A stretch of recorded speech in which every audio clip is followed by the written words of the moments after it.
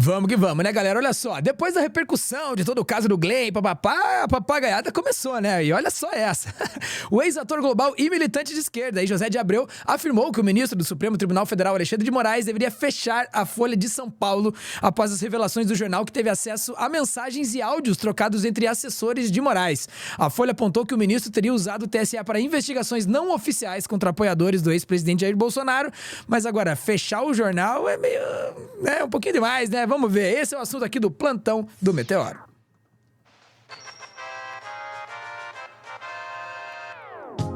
Vamos lá, pra falar sobre isso estou aqui com a minha caríssima Daiane J. Oliveira. Salve, Dai! Salve! E, Salmazo, no calor da emoção tem muita gente que fala muita coisa, né? Que não deveria falar, inclusive. A gente, né? tem que se policiar às vezes, né? Pelo contrário. Vamos lá. Né? É uma escorrega, assim, eita. Mas aí, o que é que vem, o que é que fala o Zé de Abreu e qual é a importância do que fala o Zé de Abreu? Porque não é só ele que tem um discurso nessa linha. O Zé de Abreu, ele foi para uma rede social, ele estava em polvorosa, logo depois que saiu a notícia da Folha de São Paulo, e dentre as afirmações que ele fez justamente a afirmação de que o Moraes deveria fechar o jornal. E falar que deveria fechar, mandar fechar o jornal, não seria uma censura, não seria uma forma ditatorial, porque é isso que a gente conhece da história. Quem toma poder ou quem utiliza do seu poder para fechar e barrar a comunicação são os ditadores, são aqueles que não conseguem lidar com informações divergentes, diferentes das suas. E isso é extremamente perigoso. Quando a gente, em algum momento, acha que isso é minimamente plausível, a gente começa a compreender que tem alguma coisa errada com a nossa democracia, ou pelo menos com a forma que a gente acha que a democracia ela seja. Vou te pedir, por favor, para já começar a colocar o tweet, né, do Zé de Abreu, que é um militante de esquerda muito conhecido, que é exatamente esse que ele já fala, inclusive, marcando o Alexandre de Moraes, que é o Alexandre, o @ do Alexandre de Moraes, deveria mandar fechar a Folha. Teve muita repercussão esse tweet, porque sim, é uma medida ditatorial. Vou te pedir para colocar o segundo também, que quando ele fala que a Folha quer uma anistia, né? A Folha quer anistia a Bolsonaro, e estamos vivendo um grave momento político. Desacreditar Alexandre agora é lutar contra a democracia. Esse rebuliço aí na visão do José de Abreu seria um momento ali de desacreditar as ações do Alexandre de Moraes. Tem um ponto que é interessante nesse pensamento, porque a gente precisa analisar que, sim, aquele no ditado popular, né, vulgarmente falando, a batata de Bolsonaro está assando. Na verdade, não está assando, ela já queimou, ela já está virando pó, mas ela está na mão do Supremo Tribunal Federal e, em algum momento, a gente vai ter, certamente, uma repercussão de alguma das ações em que o Bolsonaro já é réu. E isso é um ponto interessante.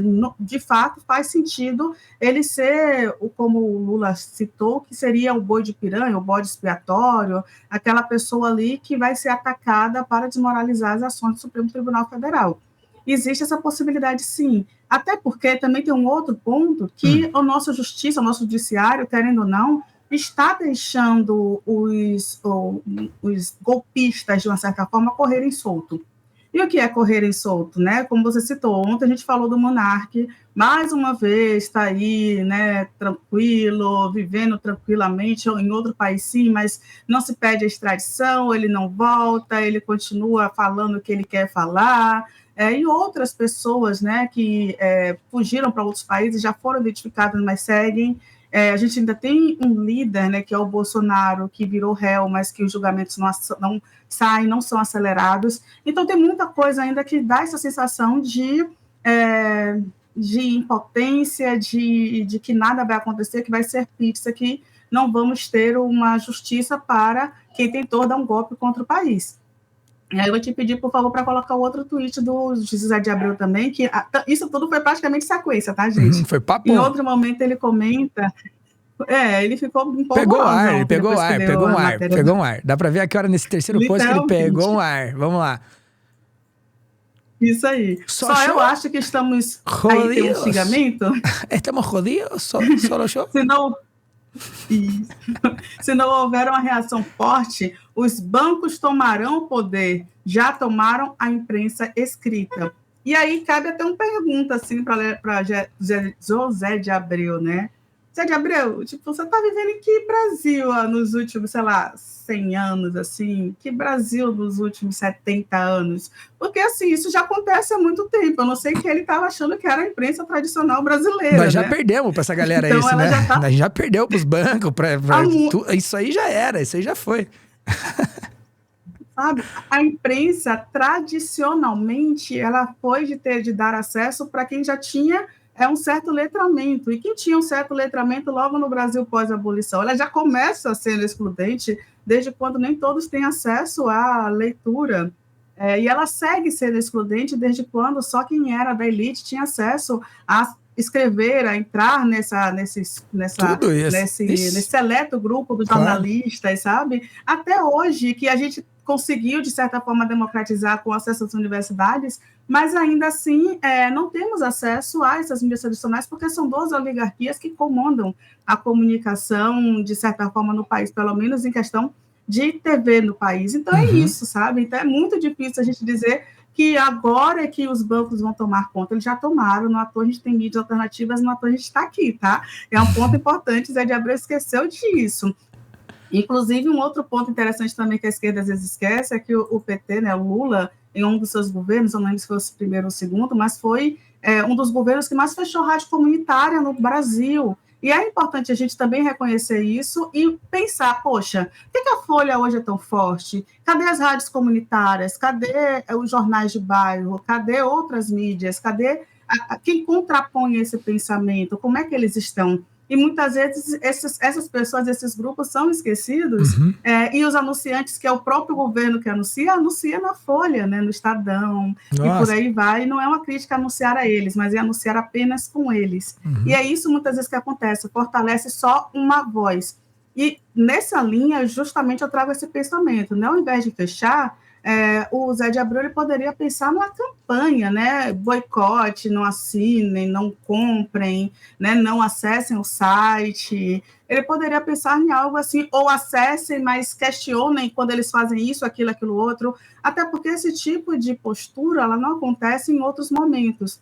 Aconteceu agora quando foi uma ofensiva contra o Moraes, mas não acontece quando um colunista da Folha, por exemplo, é extremamente racista, classista, sexista, misógino, eles defendem, né, agressor de mulheres, não tem essa mesma postura, sabe? Então, defender fechamento por causa do Moraes é, sim, um pensamento de ditadura, um pensamento de censura seletiva. Pegou um ar ali e ele demorou.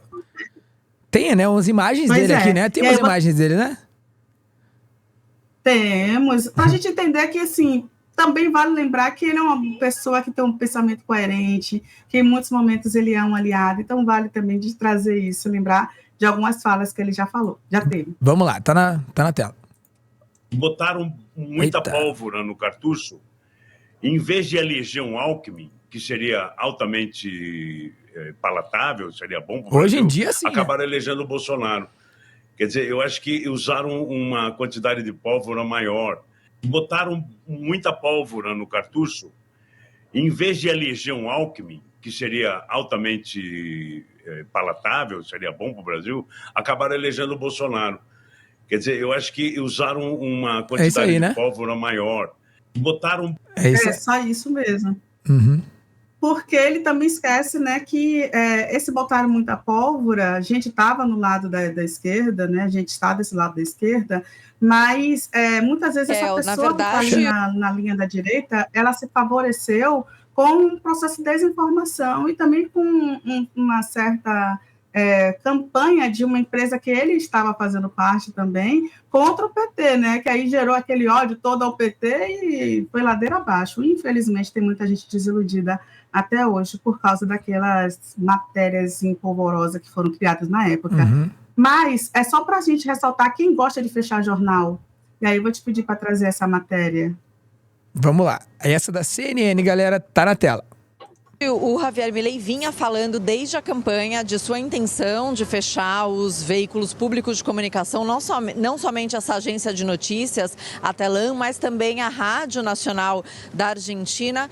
na sexta-feira, quando ele fez o discurso diante dos parlamentares argentinos na abertura do ano legislativo aqui da Argentina, ele voltou a falar que ia fechar a agência estatal de notícias e os trabalhadores da Telam, essa agência daqui, acordaram com a agência sim, com grade de proteção aqui na frente e durante a madrugada receberam um e-mail falando que estavam dispensados do trabalho por 7 dias. Bem, isso aqui é o clássico, né? O clássico do fascismo, né? Do ultradireitismo aí. E que não tem nada a ver, né? Com nada que a gente considere legítimo, né? Imagine acabar com um jornal, com uma fonte... No caso da Telam, ainda tipo, é a agência de notícias nacional, bicho.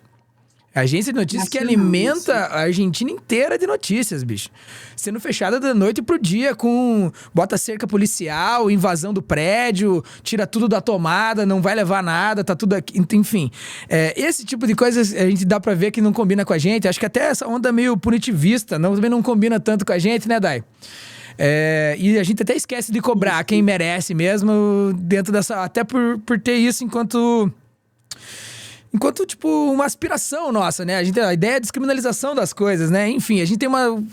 Dá pra contextualizar aqui, mas acho que vocês entenderam o que eu quis dizer. Mas acho que o que faz diferença mesmo da gente pra direita, eu acho que tem que ser saber o limite da nossa luta. Quem sabe isso nos difira dos caras, tá ligado? Saber, por exemplo... Vou dar um exemplo, assim, por exemplo, a reforma agrária é obviamente uma das melhores saídas pro Brasil, pro mundo, enfim. Isso é uma necessidade, a reforma agrária é uma necessidade de hoje. Vamos fazer isso amanhã, de qualquer jeito? Não, bicho. É um processo que se dá de uma forma coerente e tudo mais. E muitas vezes a gente aqui, até num pensamento burguês, fica achando que o jeito certo de se fazer, ou o ritmo correto de que as coisas aconteçam, demoraria 10 anos, 15 anos para que isso acontecesse. O que não tiraria o grande valor da reforma agrária, que é uma coisa que hoje em dia não tá nem na nossa pauta, né? Tipo assim, ninguém tá nem, né? Tá na pauta do MST, mas não tem nada concreto ali pra gente fazer. De qualquer maneira, o que eu quis dizer é isso. Se a gente não souber o limite da nossa luta, a gente vai cada vez mais se igualar aos caras, né, meu? Eu entendo que tem horas que a gente vai pegar um ar mesmo, mas vamos se segurar um pouco. Às vezes vale a pena escrever o comentário, ler de novo e só apagar. Eu já me senti satisfeito inúmeras vezes só com isso, né, cara? E aí a gente dá um pouco... Não dá pano pros caras, né, bicho? Que ficam... Enfim, querendo de qualquer forma radicalizar a gente também, né? Pintar a gente como extremista, e isso não tem nada a ver com a esquerda brasileira, pelo menos, né? Exato. Mas então e é isso. Só para complementar, Tomás, vale muito a campanha de dizer assim, né? Não anunciem, não a comprem, não leiam ou evitem, sabe? Isso vale muito mais do que dizer apenas fechem esse local. Então vamos só prestar atenção com isso aí. Galera, quem sabe treinar o questionamento em vez de limitar o acesso à informação, né? Vamos nessa, quem sabe a gente chega lá.